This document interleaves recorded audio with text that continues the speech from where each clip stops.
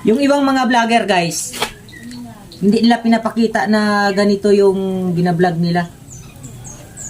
Ang pinapakita nila guys, yung masasarap talaga na pagkain. Eh wala man ako nun guys. Dahil talagang napakahirap ng buhay ko guys. Ito lang nga guys, tuyo lang. Nakabili ako ng tuyo, ulo pa. Pumunta akong palengke kanina, kulang pala yung pera ko pangbili ng tuyo. Kaya nagtanong ako sa tindera na sabi ko kung mayroon silang ulo. Sabi ng tindera mayroon daw.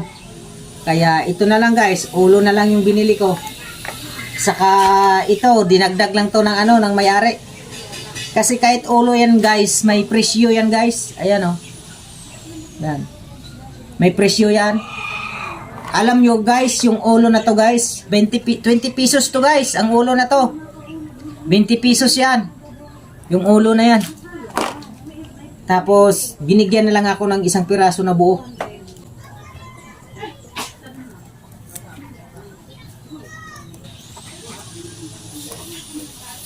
Ayan guys, subahin na natin guys. Lutuin na natin sa apoy. Wala tayong magawa guys. Mahirap lang tayo guys .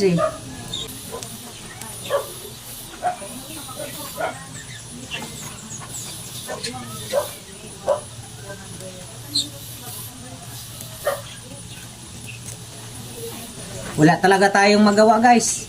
Kasi mahirap lang tayo.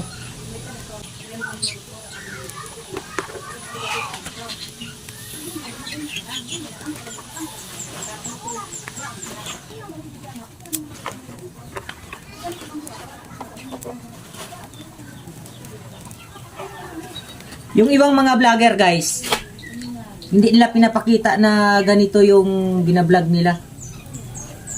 Ang pinapakita nila guys, yung masasarap talaga na pagkain. Eh wala man ako nun guys. Dahil talagang napakahirap ng buhay ko guys. Ito lang nga guys, tuyo lang. Nakabili ako ng tuyo, ulo pa. Kaya ang hamon ng kahirapan sa akin guys, sobra-sobra. Kaya ang masabi ko lang sa inyo guys, sana tulungan nyo ako. Paki-subscribe naman guys sa aking YouTube channel na Idol Rimat TV. Maraming salamat guys. Sana tulungan nyo ako. Ito na guys. Madali pala maluto to guys, yung ulo guys.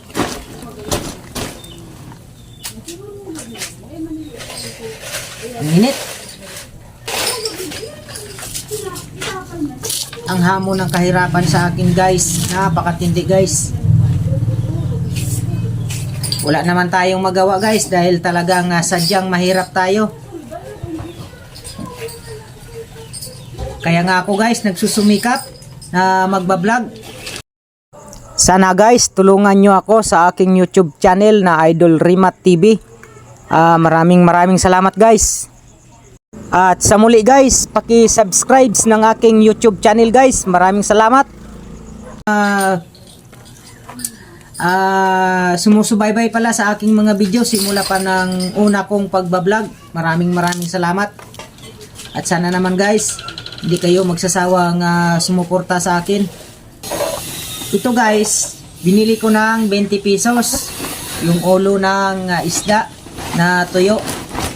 Ito naman guys, kasi naawa yung may-ari ng ulo ng isda na binilihan ko, yung tumitinda nito, binigay na lang to sa akin.